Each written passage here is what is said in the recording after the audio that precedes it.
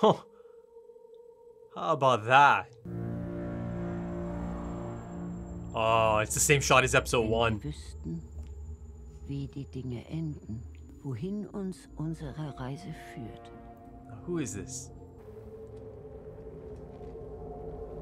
Whoa. Okay, so is this like a past, present, future? Same person? Huh. Yeah. Wow.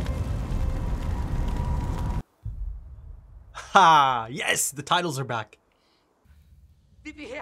Oh, her cut. It's on the other side now. Du bist nicht Martha. Indem wir uns zum ersten Mal begegnet sind. Oh. Dass du und ich, deine und meine Welt, in diesem Knoten untrennbar miteinander verbunden sind. Ich mach das wieder gut. Huh. Das verspreche ich. Warte. Wohin gehst du? Oh, it's all mirrored. Look at this.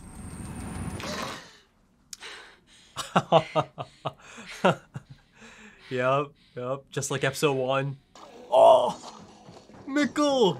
Mikkel, leg es weg. Look how old he looks. She's got bangs as well. Same nightmare. Ach komm, Mikkel, jetzt mach dich mal fertig. Look at this one shot. Really similar to episode 1, right? The Nielsen breakfast shot. Oh, whoa. Of course, similar sex scene as season 1, episode 1. I'm not seeing Ulrich. Und nicht vergessen, ihr seid ab morgen bei eurem Vater. Ah. That explains it. The fog, the look. They're making it really clear. There's the man. That's gotta be Hana, right? Oh god, I never get used to shoes inside. Indoors. It is Hana. Did you go straight to the bakery? Or... Warum hat denn das so lange gedauert? Erster Schultag. Das Riesenschlag. The apocalypse. Die Apokalypse.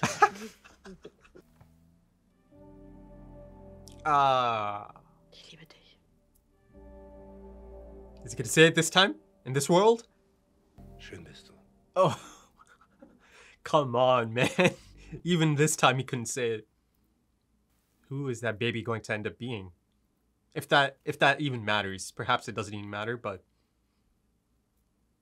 unallocated parentage is a big thing in this show, right? In this story. The wig is a bit noticeable. Oh, it didn't linger on Forest Road this time. Yeah, I hear you. Oh. Es wird wieder passieren. So here, his eye is... Es wird wieder passieren. Gut, war ja nur Routine. That look. Tick, tack, tick, tack. There. That sound effect. Oh, exact same scene. Oh my god. He's so chill, this teacher. I love him. Wow. He's still got Martha's blood on his hands. She must feel something. Vielleicht nichts, vielleicht aber auch eine neue Welt, in der nichts so ist wie in unserer. These lessons are key, as I mentioned earlier. Wie geht es dir? Es geht. He asked the same thing. Also dann. He asked Hana the same thing in season 1, episode 1, right? Oh shit. Oh shit. Oh. Erinnerung, dass alle nachmittags mit Ausnahme der Theater AG, die wie geplant stattfindet, die Aula aber eine Stunde früher räumt. What's going on? Die Schülerzeitung trifft sich heute einmalig im... War Ulrich heute früh eigentlich bei euch? Ich weiß nicht.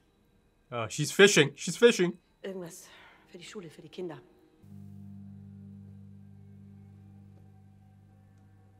Nein. Oh my god. Katarina knows. She understands that question. That look. That's all that needed to be said, that look. Right then and there she's thinking, how about that? Ist was? Du hast mir nicht gesagt, warum Something ich hier up. bin. Oh. Oh my god. Mama? Bitte?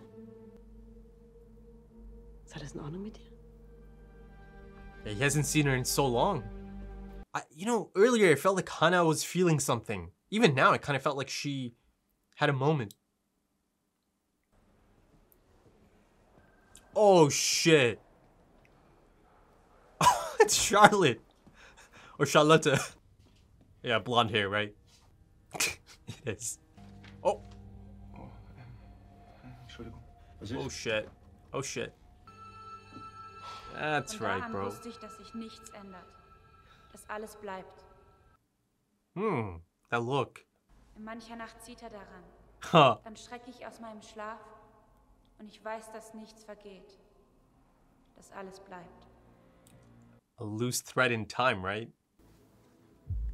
Oh.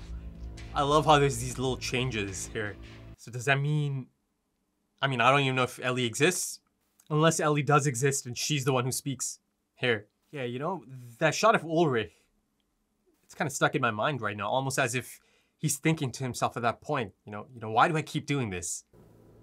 Ah, speaking of Ellie Doppler, look how grown up she is. Mama? They all live together then.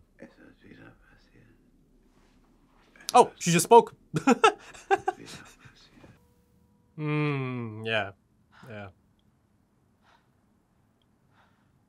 The photo and Charlotte's question, how are you holding up? Ah. How about that? Ich habe das Gefühl, ich habe dich irgendwo schon mal gesehen. Ha. Hey, warte! Whoa. Dein Name? Whoa, what's going on? Ooh. Who is this? Now, you know, given the genetic mutation, the cleft lip,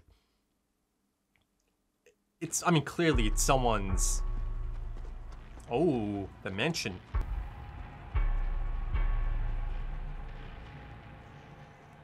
So that transition, I guess... Okay, so it wasn't mirrored. That time it wasn't mirrored. So I'm guessing this is back in our timeline or time period. No, not our time period, our world. Yeah. Yeah, everything is... Hallo? Yeah, everything is correct. It's not flipped, it's not mirrored. Wenn du nicht verschwindest, rufe ich die Polizei. The apple. Like I said, they're really leading into it now. I mean, this is certainly the product of incest, I think. I think that much is clear. Oh, God. Oh, imagine how creepy that must be. Oh, my God. How cool. How cool. Nichts ist umsonst. Kein Atemzug, kein Schritt, kein Wort. Oh. Oh, Noah said this, didn't he? Schmerz. Ein ewig dauerndes Wunder. Of the one. Wer zum Teufel Now... sind Sie? Oh, they're ruthless, man. And they're on a mission. They're on a mission, all right. Noah said that. Oh. Okay, I think that is perhaps a transition to the other world. Back and forth. So, like I was mentioning in my discussions, or the possibility of it, here, she's going to essentially play the role of Jonas, right? So there is going to be a middle-aged Marta at some point, and there is a counterpart to Adam, like a much older Marta, surely. Oh my God, yeah. Oh my God. Oh my God. Glitch in the Matrix. He picked up on it. He picked up on it. He saw it. Du hast das alles schon mal gesehen. That's insane. That's insane. Ein Deja-vu. Title of the episode. Fehler in der Matrix. Unreal, man. Damit ich es ändere. I mean, it's... You don't need to change anything. Mikkel is around. He's much older. And Jonas doesn't exist, right? As established by Claudia. Whoa. That kind of sounded similar to the attic, right? Jonas was laying on the floor. He looks up, and then all of a sudden there's these voices, right? Almost, like I mentioned, like a guide. Oh. Okay, that's certainly the same, but that sounded so creepy. So much more creepier than Jonas and Mikkel. Who is it? Who is it? Oh my god. It's Marta from our world. So maybe it's not hallucinations after all. That dress, you know, you don't forget that dress. I remember that. But look at the truck. Instead of being a blue truck, it's a red truck this time. Oh.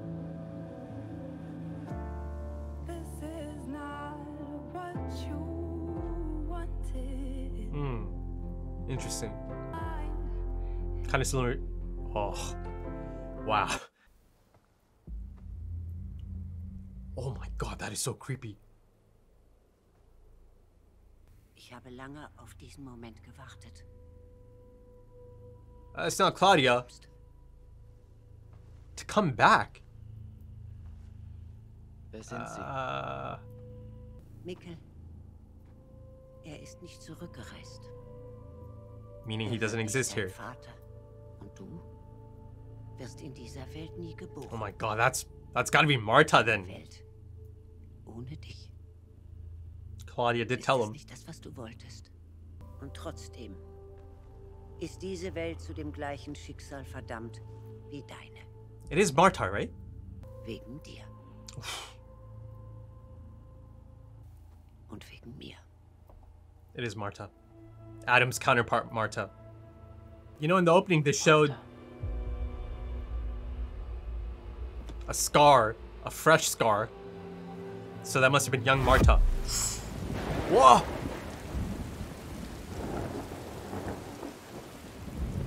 Townhouse? So this is back in our...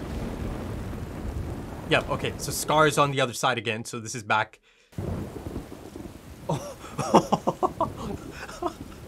oh my god. Townhouse? Oh my goodness. How exciting. How exciting. I have so many thoughts in my mind right now. Jonas? Oh shit, it is. It is.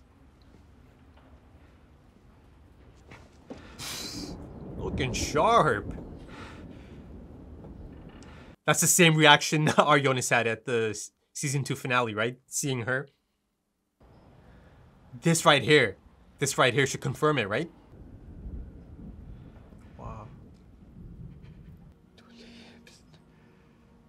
Oh shit. He didn't see her. I think that confirms it right there. He hasn't met her. So indeed it was our Jonas who experienced that moment for the first time. Okay, yeah. Yeah. This is the first time he's seeing her. God damn. That retroactively makes it so incredible and exciting. Ich bin hier, dir zu helfen, den Ursprung zu finden. The invisible origin. Eine Sache, die der Anfang für alles ist. Is that right? In deiner Welt und in meiner. Wow. Wow. Now, how come the cut looks so fresh? Because in the season 2 finale, it looked like an older cut or a scar on her cheek, but now it looks like really fresh. Okay, folks, back at it. I mean, wow, that was fantastic. It really was. Incredible ending, of course. It just feels so good to be back. It really does. Like I found myself, you know, sucked in almost instantly, right? Almost instantly, right back in. And it helps that, you know, it essentially picks up at the exact same spot it ends in the season 2 finale, right? Marta, Marta 2, right? Let's call her that, Bangs Marta. Though, you know, you see that she's not the only one who's rocking the bangs. You've got her mom, Katarina, who I quite like. I really do like Katarina. And then, you know, I didn't mention it at the time, but yeah, Hana also has bangs.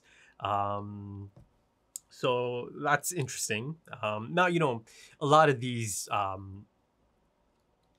physical appearance changes are clearly in an attempt to kind of differentiate, right, from the ones that have been established already. And I think, you know, this episode did a more than adequate job of, you know, splitting the two, right? So there's no room for confusion or anything. I mean, I certainly think so. I mean, I personally feel like they did more than necessary even, right?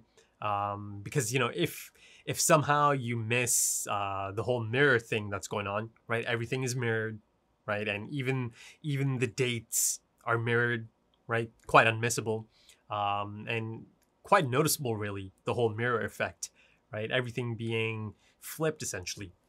If you miss that, then, you know, you've got the physical appearances, the changes in the physical appearances, be it Hana being really quite pregnant, having bangs, Katerina having bangs, Marta having bangs. Then you've got Magnus, right? Dark Magnus, as I called him or referred to. Bartosz has a different look. Everyone, Franziska, everyone has a different look, right? Helge, instead of his ear, it's his eye, right? And the eye patch guy, this time, you know, he's got both eyes, but the trade-off is the arm. He doesn't have an arm. You've got Charlotte or Charlotte, who's blonde in this one, and right, you know, the blonde hair that Hana finds ends up being her hair. Ulrich.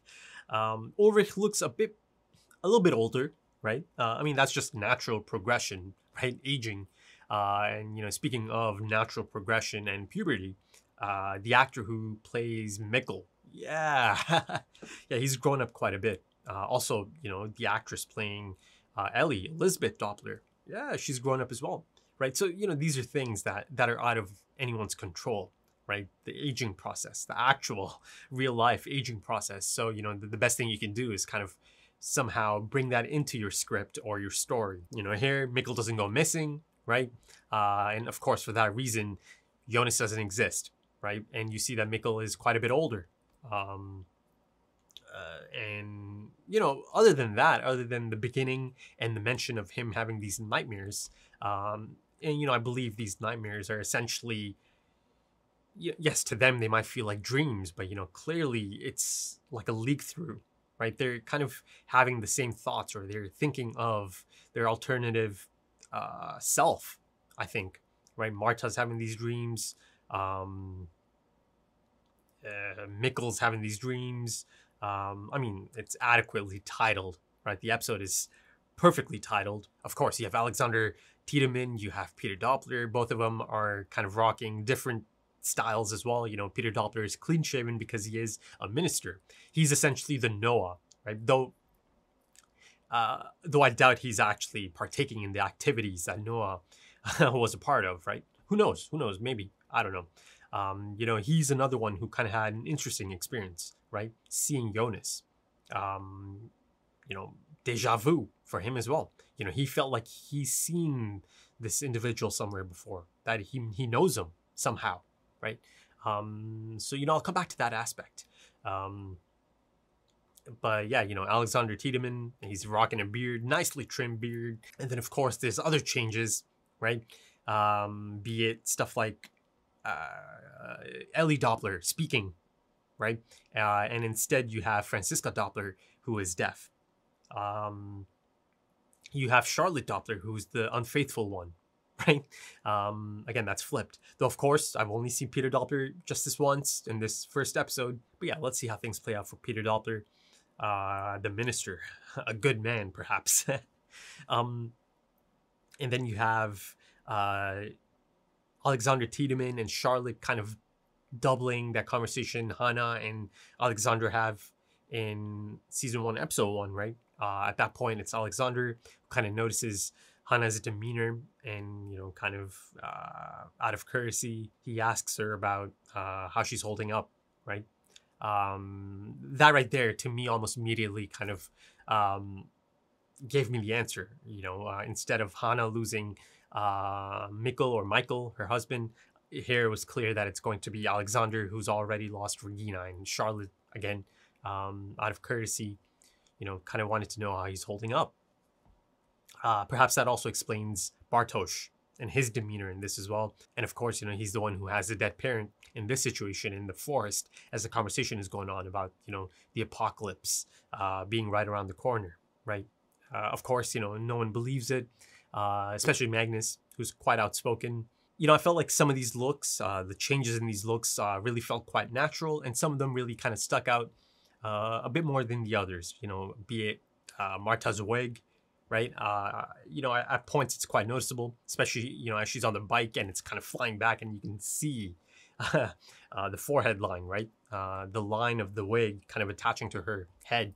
And then, you know, for Magnus, I thought initially it kind of looked a bit unnatural. But yeah, you know, by the end of the episode, by, you know, the second half of the episode, I kind of got used to it. But then, you know, you have looks like Katarina's look, or maybe even Hannah's look, and Alexander Tiedemann's look, Charlotte's look, Franziska's look. All of those felt quite natural, right? The shift, the change, believable, right? Nothing out of the ordinary. You know, there's that one shot of Marta and Magnus both kind of coming into the school, right? That one, you know, specific shot felt like they're kind of dressed up, right? Marta had, or like, sorry, I meant like dressed up in costumes almost. You know, Marta had the yellow raincoat, right? The iconic raincoat, Jonas's. Though, of course, Marta is the Jonas of this world. And of course, there's Helge, who's lost his eye, right? Rather than his ear and the side of his face. And of course, you know, all of us know who ends up doing that, right? That's the other thing. Essentially, most of the things are the same, right? You know, for a split moment, I thought maybe, ooh, is there some kind of, you know, maybe this is our Mads, but no, you know. Then I immediately realized, okay, no, you know, I have to remember that essentially everything is going to play out in a really similar fashion, in a really similar manner, right?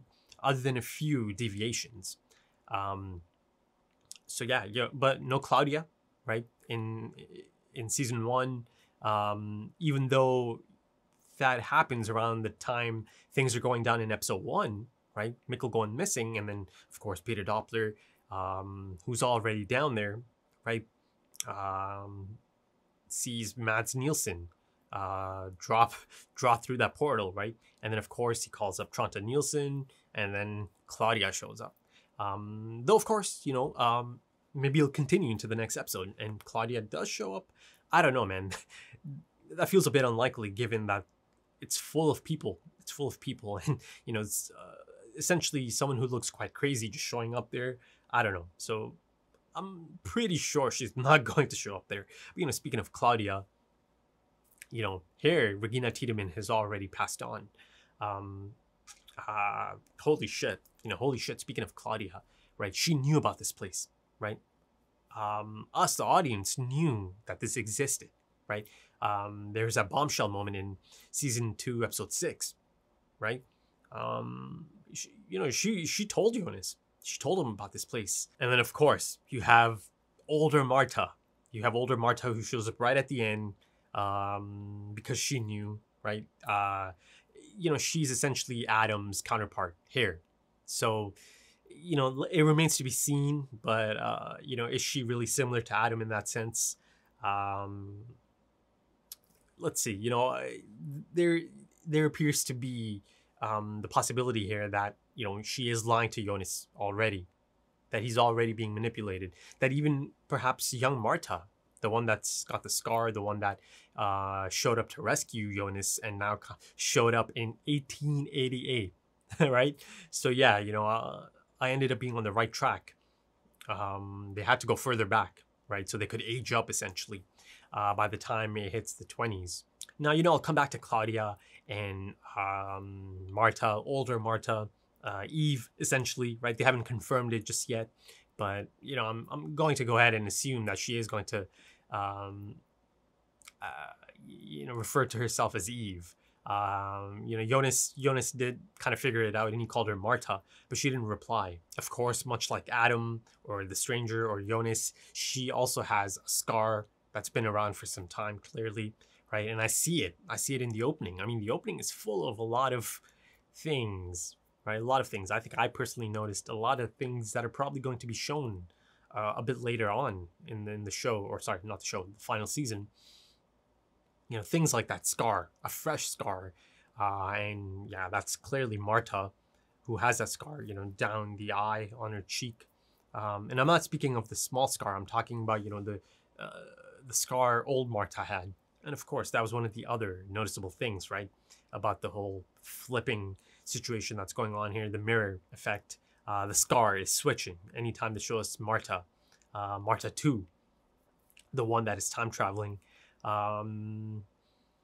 Yeah, so, you know, I think they made it really quite clear anytime you're in this world or in the original, right? I think this episode did a fantastic job of setting that up for the audience. I don't think there's any room for confusion, really, to be honest, because they've given us so much. They've given us so much to fall back on. You know, I believe maybe a bit too much, right? I feel like some of it is a kind of catering to a different type of audience as well. You know, making sure and then some that, you know, they understand and they don't get confused. And, you know, I mentioned a plethora of clues and hints. There's also that whoosh thing that happens, right? Almost kind of like a quick zoom in, right? A warp effect almost. I've seen something similar before though, right? If you go back to seasons 1 and 2, you see Helga and Jonas making contact in the bunker. It's a similar type of effect, right? And then of course you have Charlotte and Elizabeth Doppler coming into contact, and same type of effect, right? It was really cool the first time it happened here. You know, it's at the graveyard or at the church. Something was a little bit off at first. You know, I noticed it. Something, you know, it was a bit of a quick, like, I don't know, it was a jarring effect on the screen, and then it got stronger and stronger, and then, right, it switches and it switches to the young child, you know, walking up to the Doppler residence, the mansion. I mean, not just a young child, his his two older selves as well, right? Him as a senior citizen, much older, and then him as a young adult, right? 30s, perhaps, in his 30s, late 30s. I'll get to that in a bit, that trio. Wow, they're certainly on a mission. They're ice cold, they're ruthless, right? You know, as of this point, they've collected blueprints for the contraption, right, from Sigmundus HQ that was abandoned, essentially. There was no confirmation of the time period, right? But yeah, it was certainly abandoned. So they have that, and then they go to look for the master key. And, you know, the fact that they've killed Doppler, burned Doppler, I'm not sure if I'm pronouncing that right. You know, that's like the one name I haven't tried. Yeah, that was harsh to go out like that. Jeez. So I'm assuming they'll probably end up finding this master key they're looking for, right? So it was clear they're on a mission, right, to collect some of these things. And also, killing Doppler was something that was important. Now, you know, I personally do believe they are here on someone's orders, essentially, to collect or retrieve these items. I'll come back to all of these topics. You know, I'll come back to all of these topics in a bit. But, you know, let's wrap up on the initial point, the first point of them kind of setting up and adequately establishing the looks of the different worlds, right? So you know at all times. There's also the fog, of course, you know. Marta 2's world is just foggy at all times. I don't know, it feels almost kind of like a dreamscape, you know, like a lucid dream. And I'm sure a lot of planning has to go into something like that, right? Filming those scenes, the mirrored scenes, and then of course, you know, kind of, yes, in post-production, clearly, you know, it's being flipped and mirrored, but, you know, for that to be effective on screen, you need to set up certain elements, the physical elements inside a scene, so it can actually come out right as a mirrored effect later in post-production as well. And of course, the whole mirror aspect of this, the doubling aspect of this, you know, like I mentioned in the intro, you know, it goes back to those lessons, right? Once again, I get another important one in this right? This time we have Bartosz instead of Franziska, speaking of dark holes, right? And notice how as our Jonas shows up in the classroom, after a bit of a pause, Bartosz continues his presentation, and, he's speaking of the gravitational pull, that nothing can escape, the dark hole's gravitational pull. Yeah, it's certainly not a coincidence that, he's describing that portion of it specifically as Jonas enters the room. But, going back to the lesson in season 1, right? Same teacher, who I think is really quite cool, really quite chill, right? He doesn't really kind of rock the boat, kind of goes with the flow, right? He could have made a big deal about Jonas, and come on, Jonas is a little bit lost, or he looks like he's quite lost. He's not in the best shape at all. He doesn't look the greatest. Not that he cares, but it is noticeable by others, right? He's so far from caring about his appearance, right? And how people might perceive that appearance. But yeah, this teacher, much like how Magnus comes into the wrong classroom in the first season, he just kind of carries on. Doesn't make a big deal about it. There, it was all about symmetry, right? The doubling. I believe it was season 1, episode 4. Like I mentioned earlier, it was Double Lives, right? That was the title of the episode. And it was a major focus on the Doppler family. Isn't it crazy that all of this was foreshadowed so early on and explained so early on as well, just through like a lesson in class, right? So, since episode 1, there's a distinct feeling that, you should listen to some of this background stuff that's going on in the classrooms. And of course, that whole lesson was about a special form of repetition, and that being doubling. And, symmetry is a special form of doubling, right?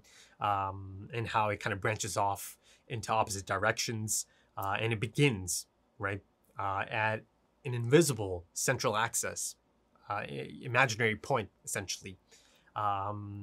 So how cool, right? How cool. And then, of course, if you apply that to some of the things that Marta is mentioning here and that have been mentioned throughout the series, right? That imaginary central axis, right?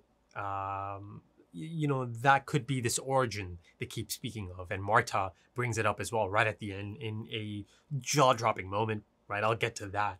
1888, at some sort of factory that is owned by a Tannhaus.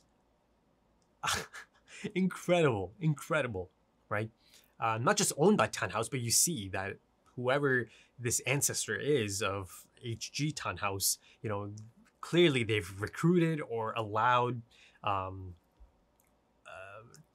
stranger Jonas, and I'm going to assume the rest of the cast as well, Bartosz, Franziska, and Magnus, though they didn't show them in this episode. I'm sure they're off to bed or something at that point. But yeah, he's kind of taken them in, or allowed the stranger as the leader, I guess, right? He does go on to become Adam, to experiment, right? So, I'll get into the possibilities and hypotheticals and theories about Tannhaus, that name, that family, essentially. It appears, even though our Tannhaus, H.G. Tannhaus from season 1, kind of, fell into all of this, or a lot of that fell into his lap. It appears that his ancestors, they might have known about it. They might have known about time travel. Let's see. But, quickly going back to the lesson, it was an infinity symbol, right, on the board. And he had like a dotted line right through the middle, right through the knotted part, right? So, yeah. You see in this episode, during the lesson in this episode, Marta is drawing an infinity symbol as well, right? Again, kind of really reminding the audience of it. But yeah, that was great. I knew that is something useful for sure. Now let's shift to that incredible ending for so many different reasons. I mean, it's incredible for so many different reasons. Again, first of all, confirmation that it's 1888, and I thought it looked quite good. It looked quite good. Of course, it takes us there during a rainstorm at night. But yeah, the moment it came up on screen, yeah, that's a moment right there, folks. 1888. Incredible. But it gave us that confirmation, right? That big question, did this happen to the stranger as well? No, he did not have Marta 2 come and rescue him, right? Then, of course, immediately you have to start questioning how he survived that. Because he does. He's right there. And he goes on to become Adam. Yeah, I'll get to Adam because somehow, you know, I find it really difficult to believe that Adam doesn't know about this. You know, Adam knows everything. He just does. He's been around the block. Right? They adequately set that up in season 2. I feel like Adam knows about this, right? I feel like Stranger's the odd man out here. Jonas is experiencing it right now, but the stranger is, he has no idea. It all depends. Let's see how much more information Marta shares. You know, that being said, as of this point, she is in contact with the individual that goes on to become Adam, right? So let's see. And then, of course, you know, there's a question of motives. This Marta's motives, right? Is she, you know, there's still a strong possibility that she's also being used and manipulated, perhaps by her older self, the counterpart to Adam, right? The person I see right at the end there approach our Jonas, right? That's certainly a possibility that she's also being manipulated and used. So, you know, indeed, that moment at the end of the season 2 finale was the first new thing that happened outside of the loop, right? That being said, you know, there's still a possibility that it was always meant to happen, right? Now, I say that because, you know, her showing up there means that there's 2 timelines from that point on, right? One that has Jonas survive somehow, right? And he goes on to become Stranger and Adam.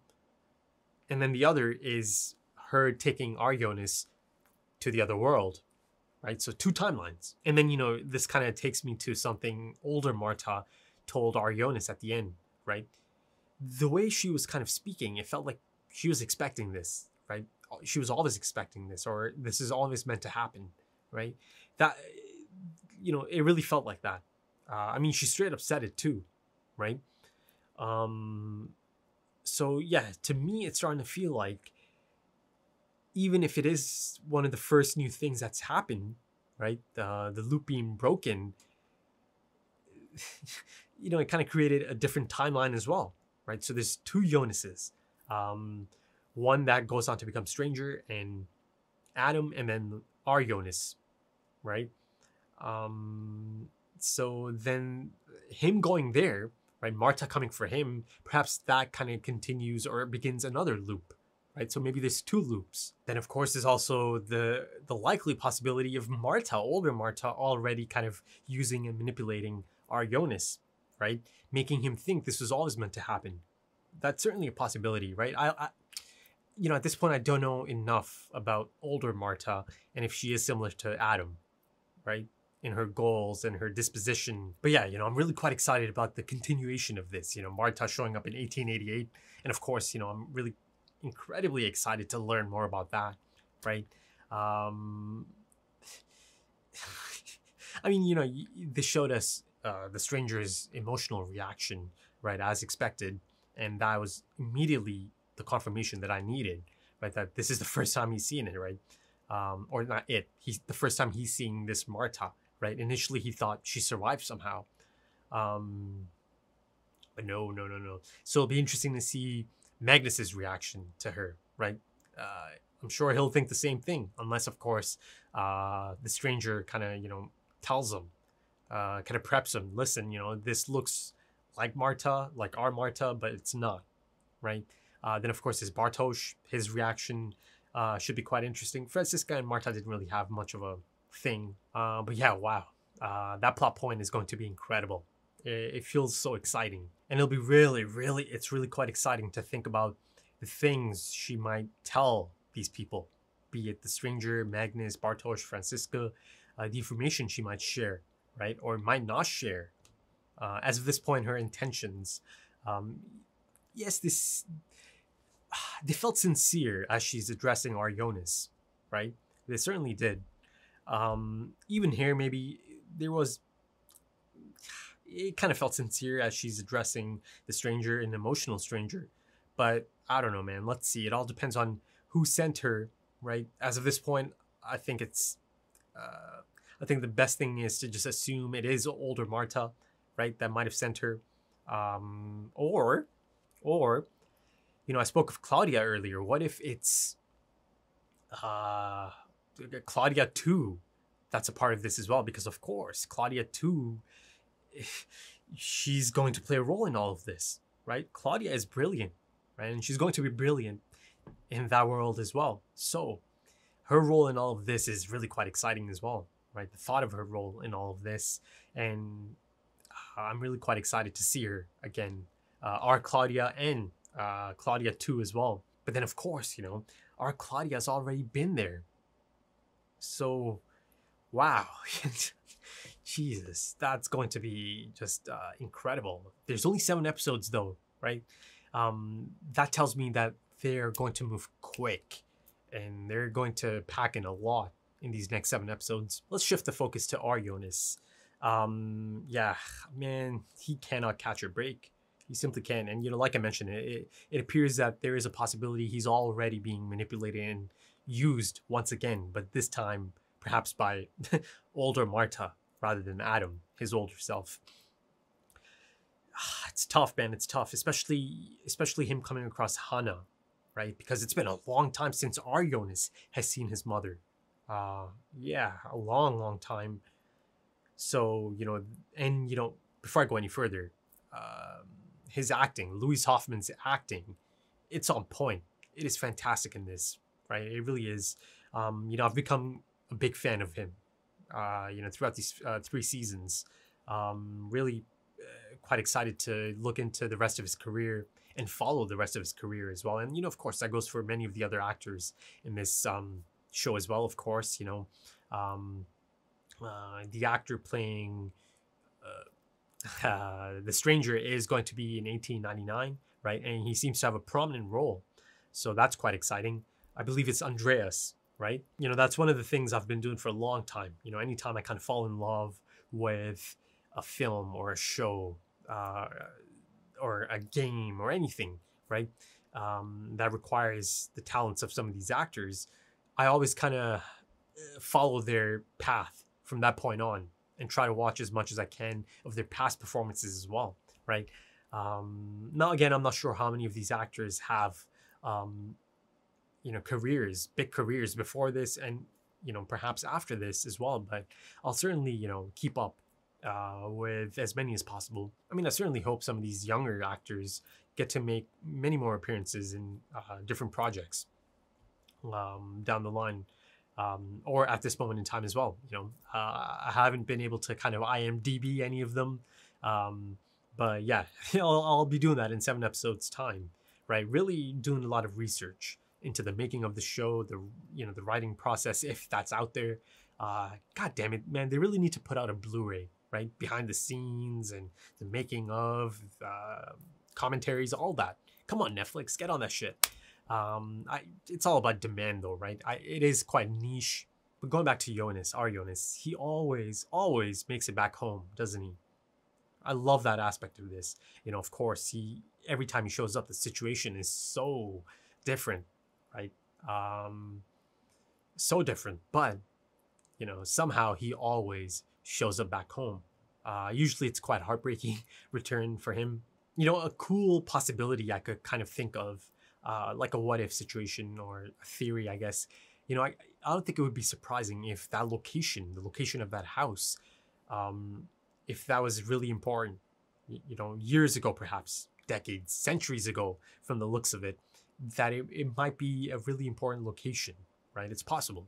But, you know, essentially, at the most basic level, it's Jonas's home, and he always comes back, regardless of the situation and how heartbreaking it must be or might be.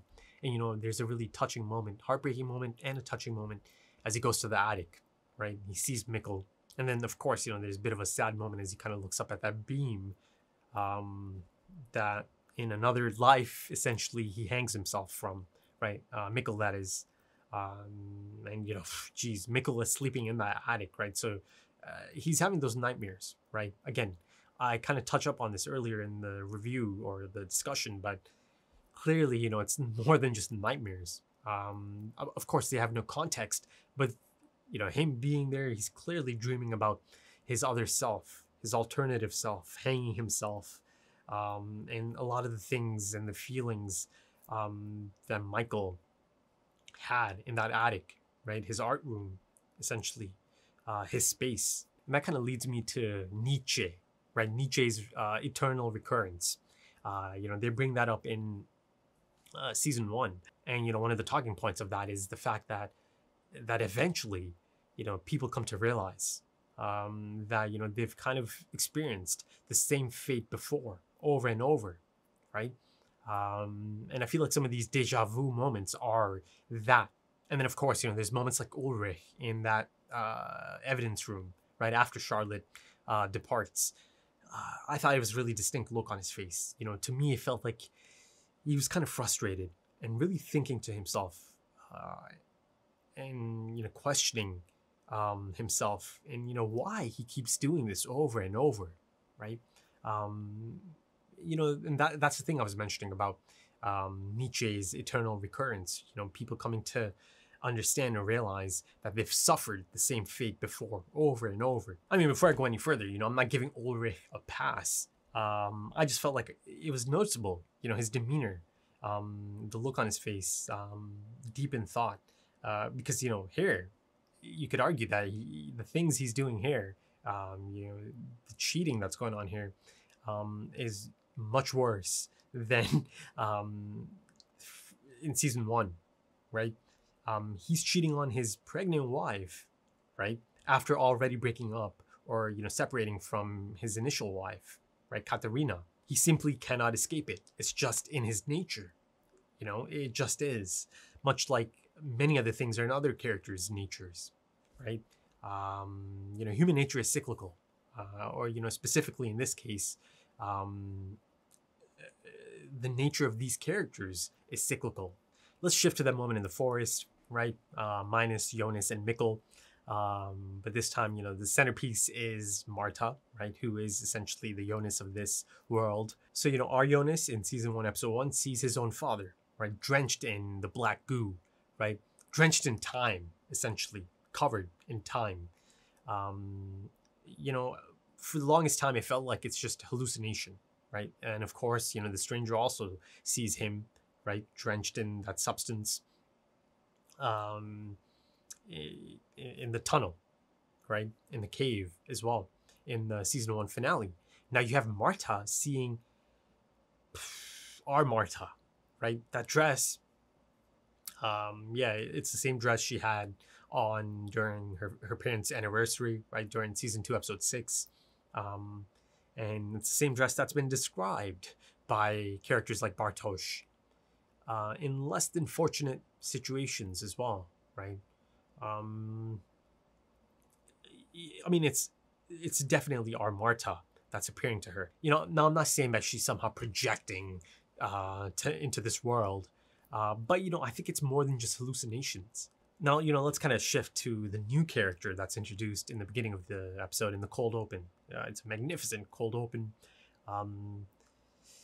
Yeah, I mean, it's one person, but yeah, three kind of, you know, different versions of him from different time periods, right? Young child, the middle version, and then, of course, an older version as well. Yeah, you know, like I mentioned, the genetic mutation, right? And, you know, that's one of the things I kind of brought up in my discussion for the season 2 finale, right? That I haven't seen anything like that. I get my answer. You know, I almost immediately see that there is, that, you know, that is a thing, right? The cleft lip is certainly quite noticeable there. And, you know, like I mentioned, I do believe this is a product of incest. And of course, once you start thinking about it being a product of incest, you know, my immediate thought was, is this potentially an offspring from Jonas and Marta? But there's almost immediately a speed bump in that, right? Marta's dead. Right? Marta's dead. Jonas is alive, right? But there is another Marta. There is another Marta. The one that's time traveling right now. The one that's in 1888 right now. Could they go on to I don't know, that feels really far-fetched at this moment in time. Could they, potentially meet again and go on and fall in love all over again and then have a child as well? I don't know. As of this point, it feels really far-fetched, but, I must admit that was my first thought.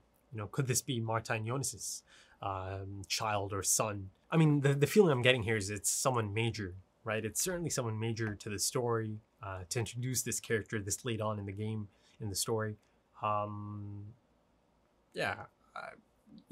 that, one of the unknowns as of this point is if this person, and again, his younger and older self, are they traveling from the other world?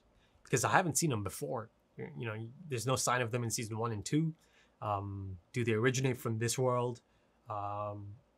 Or, are they sent from the other? But yeah, let's see how it all plays out. I just kind of need to watch more at this point to learn more. But I think there is a possibility of that being Marta and Jonas's child, right? I think that's a possibility. But if that is the case, it would have to be our Jonas and Marta too, right? Even though as of this point it feels kind of far-fetched. But let's see, 7 episodes to go. I'm sure a lot can happen in even a few episodes time. So maybe let's put a pin in that for now. And lastly, I want to go to the new opening of Dark for season 3. I felt like it showed quite a bit. I felt like some of the things are really quite noticeable. Again, I mentioned the scar, the fresh scar on younger Marta's face. Again, that kind of turns into the scar older Marta's rocking at the end of this episode.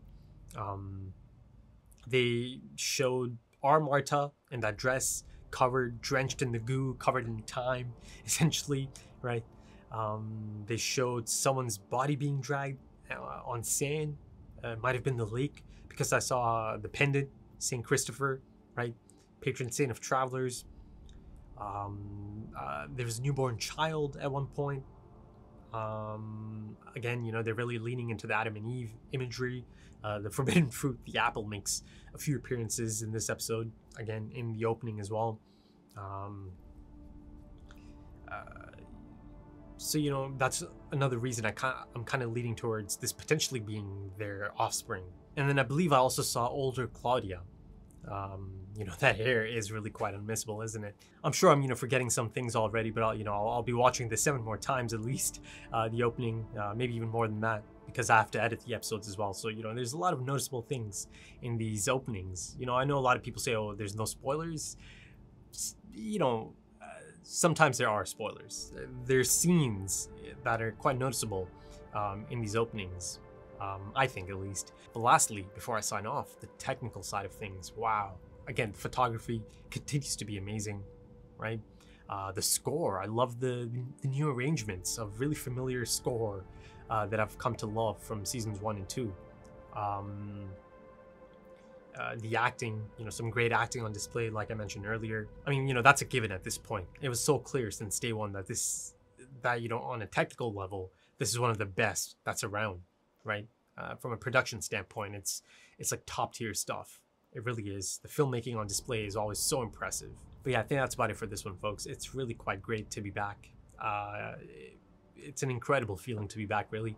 I enjoyed that. I really did. So if you enjoyed that, consider dropping a like, consider dropping some comments, give me your thoughts.